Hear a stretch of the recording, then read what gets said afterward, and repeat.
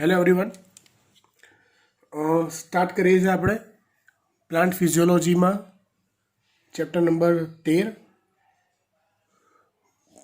પ્રકાશ સંશ્લેષણ. અંગ્રેજીમાં એને કહેવાય છે ફોટોસિન્થેસિસ. ફોટોસિન્થેસિસ ચેપ્ટરનો પહેલો ટોપિક આપણે લઈએ. પ્રકાશ સંશ્લેષણ ક્યાં થાય છે અથવા પ્રકાશ સંશ્લેષણની પ્રક્રિયાનું સ્થાન. હવે એની ચર્ચા કરીએ પહેલાં કેટલીક એક્સ્ટ્રા માહિતી જે મારે આપવી છે હું તમને આપી દઉં. પ્રકાશ સંશ્લેષણ જે છે એમાં મુખ્યત્વે બે પ્રક્રિયાઓ થાય છે. એક પ્રકાશ રાસાયણિક પ્રક્રિયા અથવા એને કહેવાય છે પ્રકાશ પ્રક્રિયા.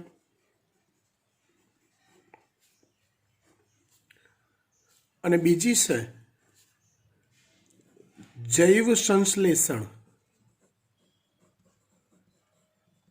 પ્રક્રિયા અથવા એને કહેવાય છે અંધકાર પ્રક્રિયા.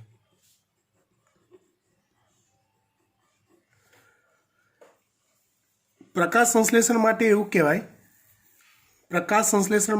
કહેવાય કે પ્રકાશ સંશ્લેષણમાં પ્રકાશ ઉર્જાનું ખોરાકમાં એટલે કે રાસાયણિક ઉર્જામાં રૂપાંતરણ થાય છે. પ્રકાશ સંશ્લેષણમાં પ્રકાશ ઉર્જાનું રાસાયણિક ઉર્જામાં એટલે કે ખોરાકમાં રૂપાંતરણ થાય છે. હકીકતમાં આ પ્રક્રિયા બે તબક્કામાં થાય છે કે સૌથી પહેલાં તો પ્રકાશ ઉર્જાનું વિદ્યુત ઉર્જામાં રૂપાંતરણ થાય છે. ત્યારબાદ એટલે પ્રકાશ ઉર્જાનું વિદ્યુત ઉર્જામાં રૂપાંતરણ થાય અને પછી એ વિદ્યુત ઉર્જામાંથી રાસાયણિક ઉર્જામાં રૂપાંતરણ થાય. ડાયરેક્ટલી પ્રકાશ ઉર્જાનું રાસાયણિક ઉર્જામાં રૂપાંતરણ ના થાય. બે સ્ટેપમાં કામ થાય છે. પ્રકાશ રાસાયણિક પ્રક્રિયામાં એટલે કે પ્રકાશ પ્રક્રિયામાં પહેલું કામ થાય એટલે પ્રકાશ ઉર્જાનું વિદ્યુત ઉર્જામાં રૂપાંતરણ થાય અને બીજા તબક્કામાં એટલે કે જૈવ સંશ્લેષણમાં રાસાયણિક ઉર્જા બનતી હોય છે. આ સમગ્ર પ્રક્રિયા કઈ જગ્યાએ થાય છે એ થિયરીનો હેતુ છે. એ આખું થિયરીનો હેતુ છે. આમ જોવા જઈએ તો આપણને એ ખબર છે કે પ્રકાશ સંશ્લેષણની પ્રક્રિયા કરવાની ક્ષમતા હરિતકણ નામની અંગિકામાં છે, જેના વિશે આપણે કોષ અને કોષ રચનામાં ભણી ચૂક્યા છીએ. કોની અંદર એક ક્ષમતા છે તો કે હરિતકણ નામની અંગિકામાં. રાઈટ.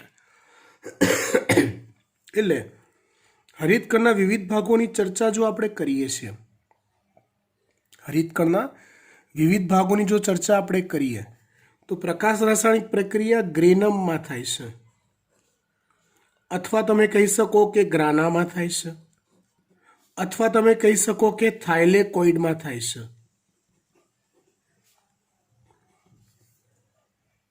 થાઇલેકોઇડમાં, ગ્રેનમમાં કે ગ્રાનામાં આ પ્રક્રિયા થાય છે. એટલે થાઇલેકોઇડની અંદર રંજક દ્રવ્યો આવેલા હોય જે પ્રકાશ ઉર્જાનું શોષણ કરે છે. આથી પ્રથમ પ્રક્રિયા એ થાઇલેકોઇડમાં. હવે થાઇલેકોઇડની થપ્પી બને સિક્કાની થપ્પીની માફક તો બને ગ્રેનમ. ગ્રેનમનું બહુવચન સમૂહ હોય છે એને કહેવાય છે ગ્રાના. તો આ રચના એ પ્રકાશ રાસાયણિક પ્રક્રિયા થવા માટે જવાબદાર છે. આ રચના પ્રકાશ રાસાયણિક પ્રક્રિયા થવા માટે જવાબદાર છે. હવે જૈવ સંશ્લેષણ પ્રક્રિયાની વાત કરીએ અથવા અંધકાર પ્રક્રિયાની વાત કરીએ તો અંધકાર પ્રક્રિયા જે છે એ ક્યાં થાય તો કે હરિત કણના સ્ટ્રોમામાં અથવા તો આધારકમાં આ પ્રક્રિયા થાય છે. ક્યાં થાય છે? હરિતકણના સ્ટ્રોમામાં અથવા આધારકમાં જૈવ સંશ્લેષણ નામની પ્રક્રિયા થાય છે. સિમ્પલી જોવા જઈએ તો આટલી જ વાત થઈ પ્રકાશ સંશ્લેષણની પ્રક્રિયાના સ્થાન બાબતે. પણ અહીંયા આપણે એકડેકથી ચર્ચા શરૂ કરીએ તો કંઈક ચર્ચા આવી હોય કે પ્રકાશ સંશ્લેષણની પ્રક્રિયા લીલી વનસ્પતિમાં થાય. લીલી વનસ્પતિમાં લીલા અંગોમાં થાય. આમ જોવા જઈએ તો લીલા અંગો એટલે કોણ કહીએ આપણે તો કે પર્ણ. એટલે પર્ણમાં પ્રક્રિયા થાય એવું કહેવાય છે. પણ કેટલીક વિશિષ્ટ વનસ્પતિઓમાં પર્ણ સિવાય ના અંગો પણ લીલા હોય છે. તો આવા જે વિશિષ્ટ લીલા કલરના અંગો હોય, દાખલા તરીકે આપણે વિચારો ફાફડા થોર, તો ફાફડા થોરમાં પ્રકાંડ છે એ પ્રકાશ સંશ્લેષણનું કામ કરે. યાદ છે? હા, આવી ગયું યાદ. ફાફડા થોરમાં પ્રકાંડ છે એ પ્રકાશ સંશ્લેષણનું કામ કરે છે. એટલે પ્રકાંડ લીલા રંગના હોય છે, પ્રકાંડ હરિત દ્રવ્ય ધરાવે છે. સમજ પડી વાત? હા. બાકી ઓન એવરેજ મોટાભાગની વનસ્પતિઓ પ્રકાશ સંશ્લેષણની પ્રક્રિયા ક્યાં થાય છે તો કે પર્ણમાં જ થાય છે. રાઈટ. હવે આપણે આગળ વધીએ. આ જ વાતને અનુસરીને આપણે આગળ વધીએ. તો ધારો કે હું આ પર્ણ લઉં કે જ્યાં પ્રકાશ સંશ્લેષણ થાય છે, તો સવાલ એ થાય કે શું સમગ્ર પર્ણમાં પ્રકાશ સંશ્લેષણ થાય છે? આખું પર્ણ પ્રકાશ સંશ્લેષણ કરે છે? તો હું કહીશ કે ના, આખું પર્ણ પ્રકાશ સંશ્લેષણ કરતું નથી. તો કોણ કરે છે? સમજાવો. હવે પર્ણની રચનામાં કેટલાક ભાગ તમને કહું. આમ તો તમને આવડે છે. આ ભાગ છે મધ્ય શિરા. આ બધી રચનાઓ છે એની શિરિકાઓ. તો એ શિરિકાઓ સિવાયનો જે વચ્ચેનો ભાગ છે જે લીલા કલરનો હોય છે, એ શિરિકાઓ સિવાયનો વચ્ચેનો જે ભાગ છે લીલા કલરનો હોય, જેને મધ્ય પર્ણ કહેવાય છે. એને મધ્ય પર્ણ કહેવાય છે. એટલે પ્રકાશ સંશ્લેષણની પ્રક્રિયા પર્ણમાં થાય, પણ સમગ્ર પર્ણમાં નથી થતી. પર્ણમાં આવેલા કયા વિસ્તારમાં થાય છે તો કે મધ્ય પર્ણ પેશીના વિસ્તારમાં જ થાય છે. ખાલી ને ખાલી કયા વિસ્તારમાં થાય છે? મધ્ય પર્ણ પેશીના વિસ્તારમાં જ પ્રકાશ સંશ્લેષણની પ્રક્રિયા થાય છે. હવે સમજો, એ જે મધ્યપર્ણ છે ને, એ મધ્યપર્ણ પેશીના જે કોષો હોય, ધારો કે આ મધ્યપર્ણ પેશીના કોષો છે.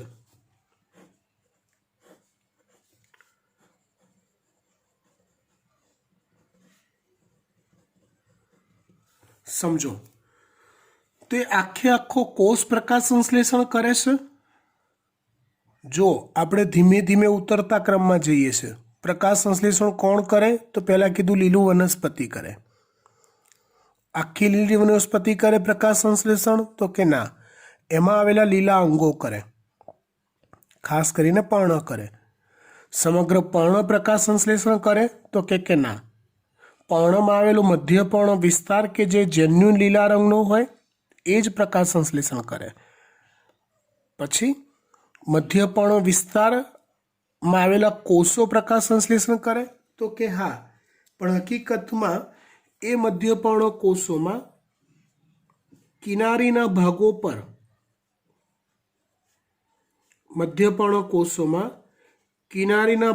પર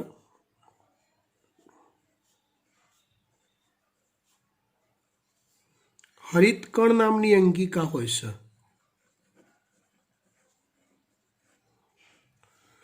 કિનારીના ભાગો પર કઈ અંગિકા હોય છે? હરિતકણ. મતલબ મધ્યપર્ણ કોષો એ હરિતકણ ધરાવતા કોષો છે.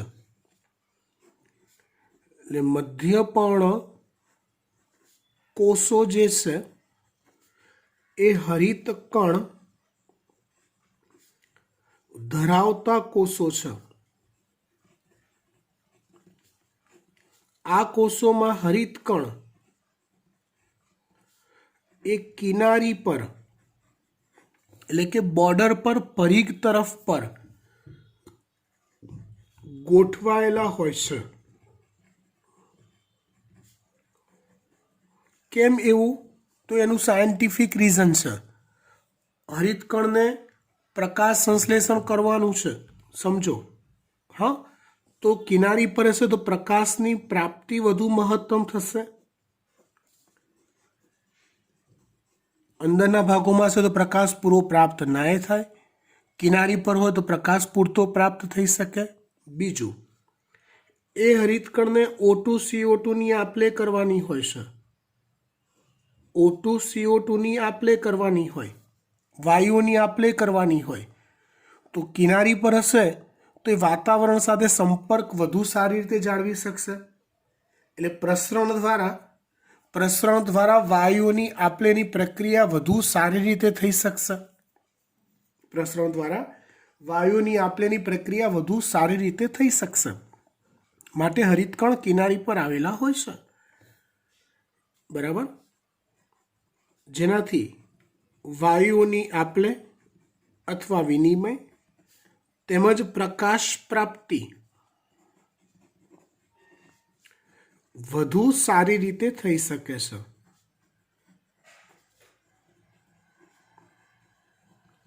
ઇન શોર્ટ મધ્યપર્ણ કોષોમાં પ્રકાશ સંશ્લેષણ થાય? હા, પણ હકીકતમાં એ છે કે મધ્યપર્ણ કોષોમાં આવેલા હરિતકણમાં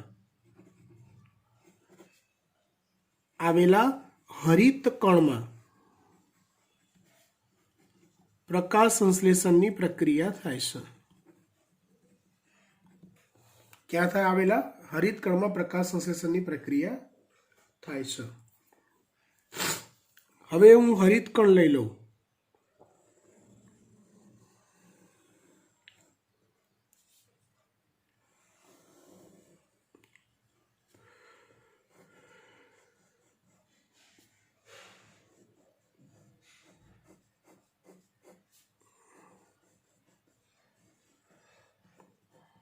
જો અહીંયા સિક્કાની થપ્પીઓ ગોઠવેલી છે, એના જેવી રચના, જેને કહેવાય છે ગ્રેનમ.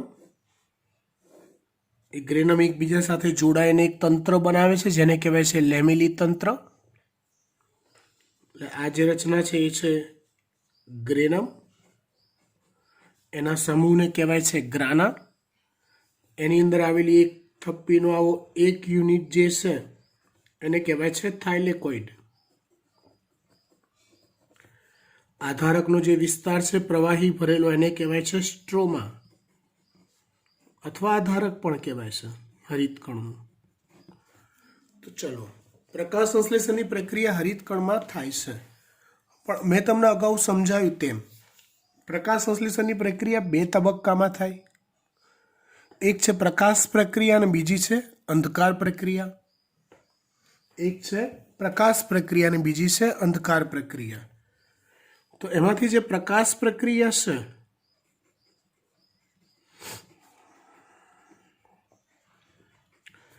એ રંજક દ્રવ્યો પર આધારિત હોય છે. અને રંજક દ્રવ્યો ક્યાં હોય? તો કે થાઇલેકોઇડમાં હોય છે. મતલબ કે થાઇલેકોઇડની થપ્પીમાં હોય છે, એટલે કે ગ્રેનમમાં હોય છે. ગ્રેનમનો સમૂહ એટલે કે ગ્રાનામાં હોય છે. ઇન શોર્ટ, પ્રકાશ પ્રક્રિયા જે છે એ ગ્રેનમ, ગ્રાના અથવા તો થાઇલેકોઇડમાં થતી પ્રક્રિયા છે. હવે પ્રકાશ પ્રક્રિયા જે છે એ પ્રકાશ પ્રક્રિયાની નીપજ એ પ્રકાશ પ્રક્રિયાના અંતે NADPH2 અને ATP મળે છે. પ્રકાશ પ્રક્રિયા આપણે આગળ ભણીશું એટલે વધારે પરફેક્ટ ખબર પડશે કે કેવી રીતે આ બધું મળે. પણ એના અંતે બે પ્રોડક્ટ મળે, NADPH2 અને ATP. કઈ બે પ્રોડક્ટ મળે? NADPH2 અને ATP. તો આ બંને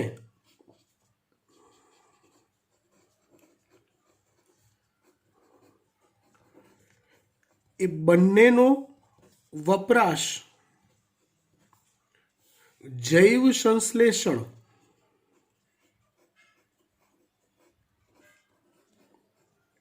તબક્કામાં થાય છે.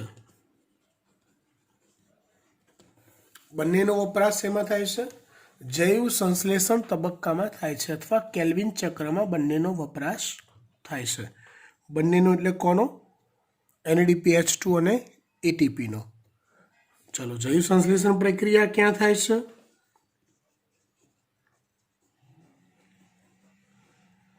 એ આમ તો એક ઉત્સેચકીય પ્રક્રિયા છે, ઉત્સેચકો દ્વારા થતી. ક્યાં થાય?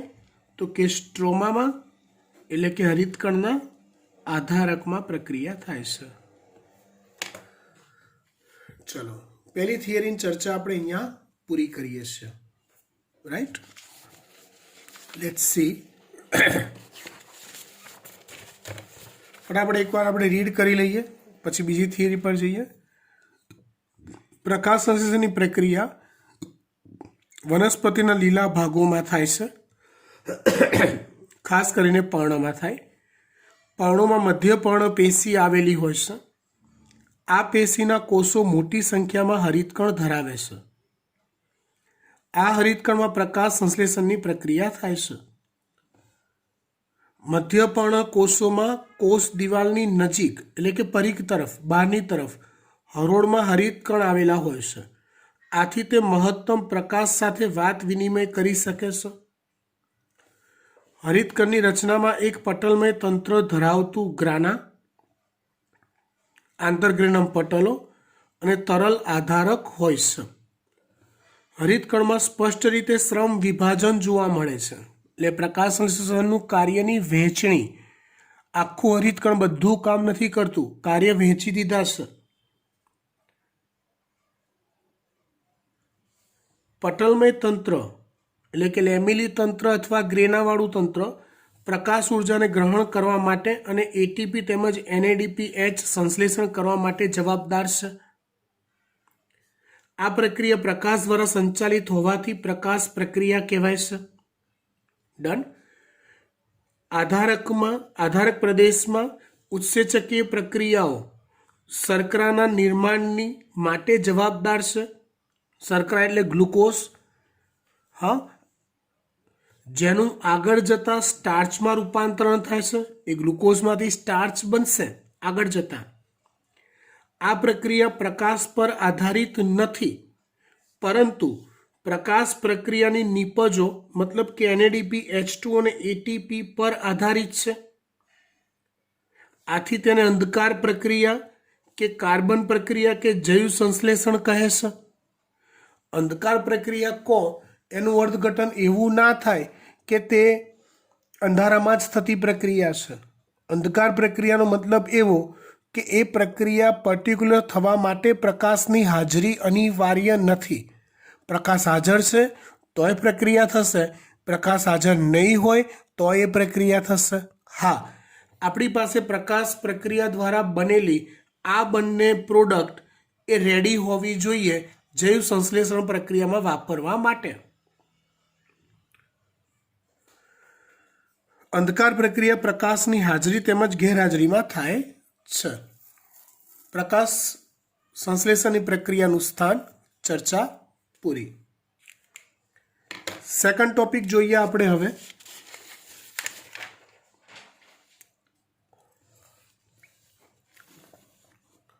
પ્રકાશ સંશ્લેષણમાં કેટલા રંજક દ્રવ્યો ભાગ લે છે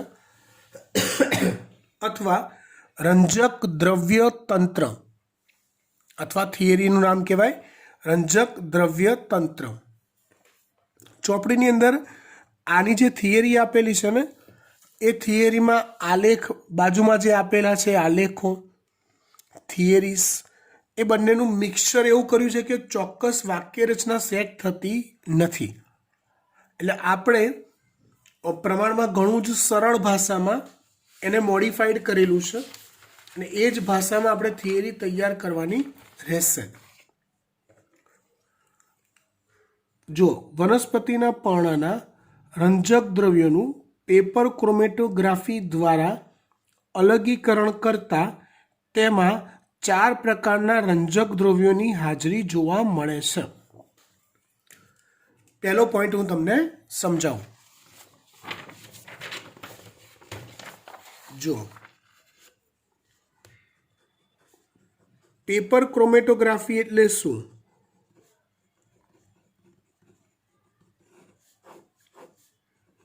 તો હરિતકણમાં, ચલો હરિતકણનો રંગ કેવો? તો તમે કહેશો લીલો. તો લીલો રંગ એ રંગ કોઈ પણ રંજક દ્રવ્યોને આભારી હોય છે. તો એ હરિતકણમાં આવેલા રંજક દ્રવ્યોને અલગ કરવાની હરિતકણમાં આવેલા રંજક દ્રવ્યોને અલગ કરવાની પદ્ધતિ જે છે એને પેપર ક્રોમેટોગ્રાફી કહેવાય. આ પદ્ધતિમાં શું કરવાનું હોય સમજાવું તમને. તો કે બહુ જ લીલા રંગના પર્ણો લેવાના, તાંદરજાની ભાજી જેવા. એ પર્ણને ગરમ પાણીમાં ઉકાળવાના, એનો છૂંદો કરી દેવાનો.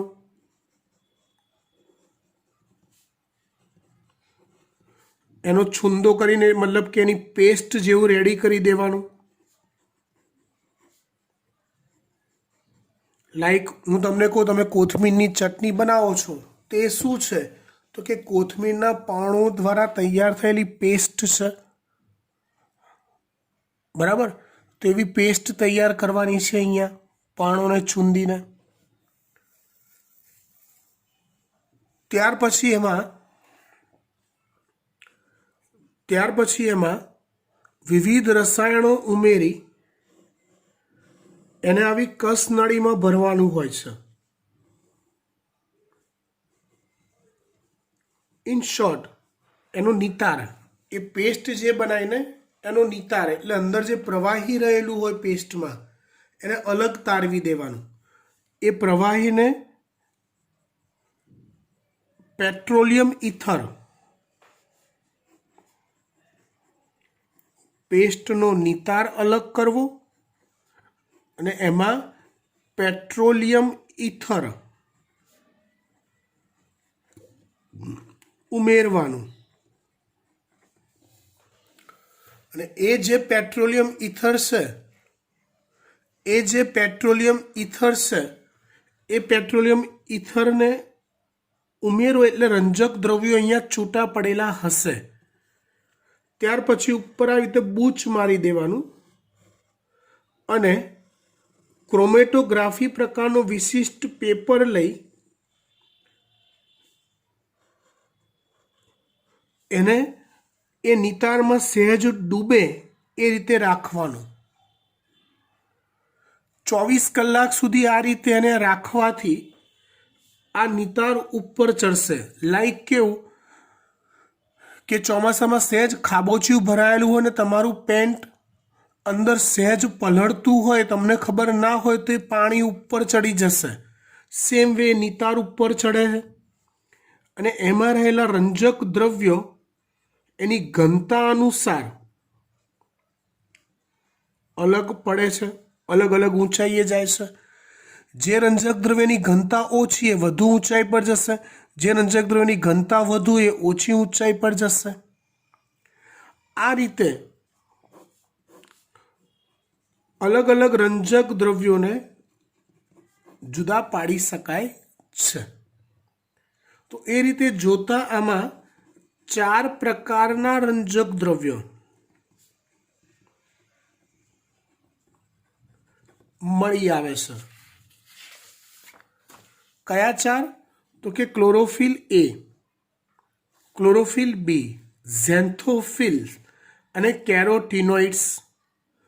ક્લોરોફિલ એ ક્રોમેટોગ્રામમાં, મતલબ કે તમે આ જે રંજક દ્રવ્યો અલગ કરી અને પ્રકાશની આગળ લાવો એક મશીનમાં, તો એમાં એક ચળકતો વાદળી પડતો લીલો રંગ ધરાવે છે.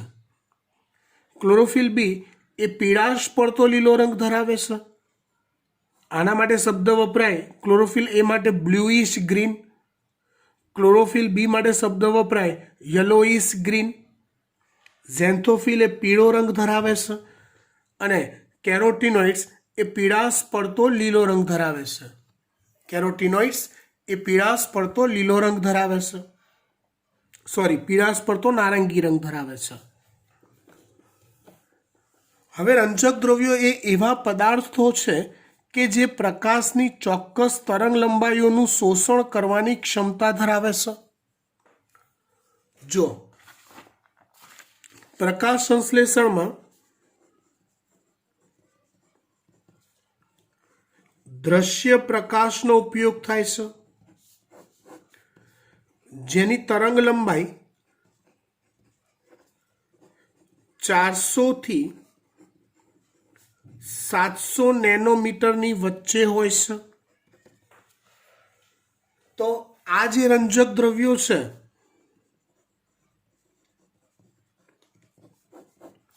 એ આની વચ્ચેના ગાળાની તરંગ લંબાઈ ધરાવતા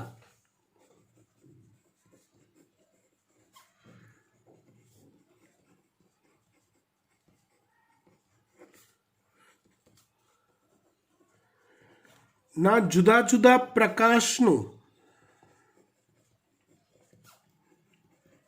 શોષણ કરે છે.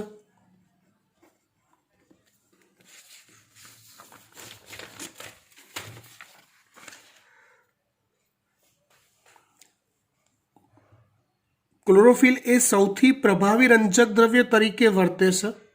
એટલે સૌથી પ્રભાવી મેઇન બોસ અથવા રંજક દ્રવ્ય તંત્રમાં પ્રકાશ ઉર્જાથી ઉત્તેજિત થવાનું મુખ્ય કાર્ય કોણ કરે છે? તો કે ક્લોરોફિલ એ કરે છે. ઉત્તેજિત થઈ પ્રકાશ ઉર્જાનું શોષણ કરી ઉત્તેજિત થવાય અને ઇલેક્ટ્રોન મુક્ત કરવાનું કાર્ય ક્લોરોફિલ એ કરે છે.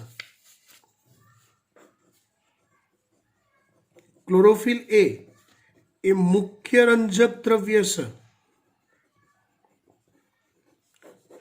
તે શું કરે છે? તો કે પ્રકાશ ઉર્જાનું શોષણ કરી ઉત્તેજિત થવાનું, મતલબ કે ઇલેક્ટ્રોન મુક્ત કરવાનું કાર્ય કરે છે.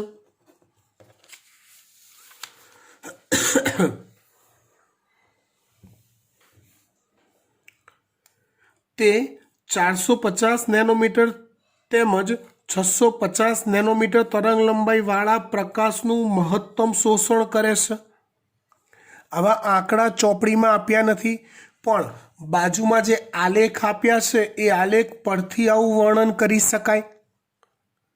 થિયરીમાં તમે આવું લખી શકો આલેખ પરથી કે 450 નેનોમીટર તેમજ 650 નેનોમીટર તરંગ લંબાઈ વાળા પ્રકાશનું તે મહત્તમ શોષણ કરે છે. મોટાભાગનું પ્રકાશ સંશ્લેષણ વાદળી તેમજ લાલ પ્રકાશમાં થાય છે, કેમ કે 650 નેનોમીટર તરંગ લંબાઈ લાલ પ્રકાશની છે અને 450 નેનોમીટર તરંગ લંબાઈ વાદળી પ્રકાશની છે. એટલે એ જ મુખ્ય બોસ છે પ્રકાશનું શોષણ કરતો ક્લોરોફિલ એ, જે આ બંનેનું શોષણ કરી શકે છે. માટે મોટાભાગનું પ્રકાશ સંશ્લેષણ વાદળી તેમજ લાલ પ્રકાશમાં થાય છે, જે દર્શાવે છે કે વધુ પ્રકાશ સંશ્લેષણ થવા માટે ક્લોરોફિલ એની સક્રિયતા જવાબદાર છે. થાઇલેકોઇડમાં રહેલા અન્ય રંજક દ્રવ્યો મતલબ કે ક્લોરોફિલ બી, કેરોટીનોઇડ્સ, ઝેન્થોફિલ્સ એ પણ વિવિધ પ્રકારનું પ્રકાશનું શોષણ કરે છે. તે શોષણ પામેલ પ્રકાશ ઉર્જાને ક્લોરોફિલ એ તરફ સ્થળાંતરિત કરે છે. મતલબ ઉત્તેજિત થઈને ઇલેક્ટ્રોન મુક્ત કરવાનું કાર્ય તો ક્લોરોફિલ એનું જ છે. લાઈક હું એવું કહેવા માંગુ છું, આ રીતે રંજક દ્રવ્ય તંત્રનો સમૂહ છે, જેમાં આ ક્લોરોફિલ એ છે, વચ્ચે જે એ દોર્યો એ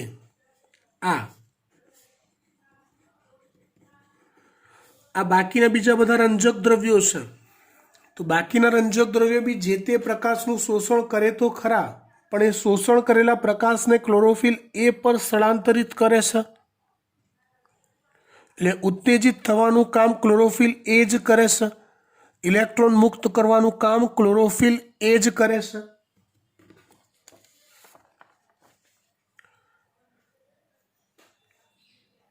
અન્ય રંજક દ્રવ્યો પ્રકાશ ઉર્જાને ક્લોરોફિલ એ પર સ્થળાંતરિત કરવા ઉપરાંત ક્લોરોફિલ એનું ફોટો ઓક્સિડેશનથી રક્ષણ પણ કરે છે. ફોટો ઓક્સિડેશનથી રક્ષણ. તો પહેલા ફોટો ઓક્સિડેશન એટલે શું એ ખબર હોવી જોઈએ.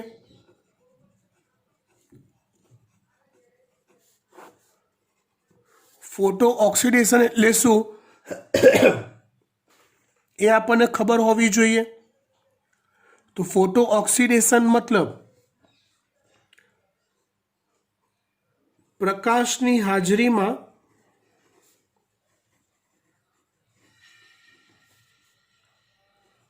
રંજક દ્રવ્યનું ઓક્સિડેશન અથવા તો વિઘટન.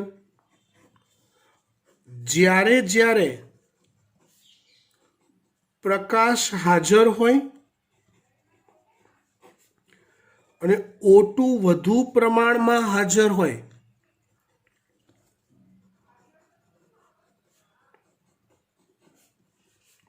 ત્યારે ત્યારે આ પ્રક્રિયા થવાની સંભાવના રહે છે. ત્યારે ત્યારે આ પ્રક્રિયા થવાની સંભાવના રહે છે.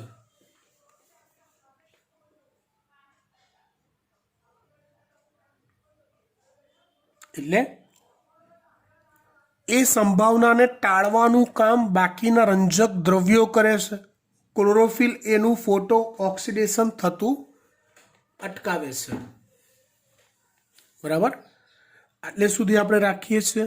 2 ટોપિક સરસ તૈયાર કરજો, સરસ સમજજો. ચોપડીમાં આપેલા 4 આલેખ છે, આની બાજુમાં એ 4 આલેખ પણ સમજીને તૈયાર કરવાના છે. પરીક્ષામાં દોરવા કરતાં એમાંથી MCQ પૂછાય તો એ તમને આવડે એ પ્રકારે એ સમજવાના છે. ના ખબર પડે તો મને પર્સનલી પૂછી શકાશે.